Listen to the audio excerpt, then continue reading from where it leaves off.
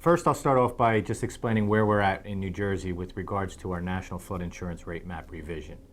For the last several years, we've been going through the revision along the coast in New York and New Jersey, and then in October of last year, Hurricane Sandy made landfall in New Jersey.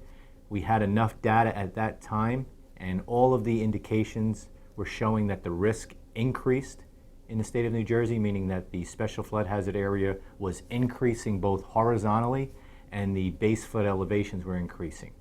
So we provided that information to the state of New Jersey so that if people were rebuilding, they would rebuild to a higher, stronger, and more resilient standard.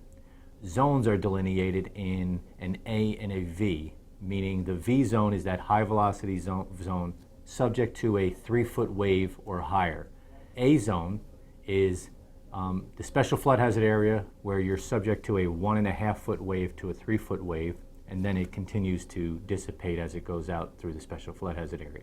And why this is important is that when we show this and explain this risk, it's important for individuals to know what their elevation is currently and what their zone is on these preliminary work maps so that they can make an informed decision on whether or not they may need to mitigate and elevate now or pay more in insurance premiums later, or again, vice versa.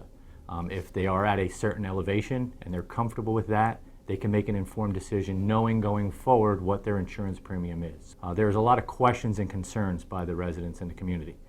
So we've established a mitigation hotline, and that number is 877-287-9804. There's also a website established as a result of this.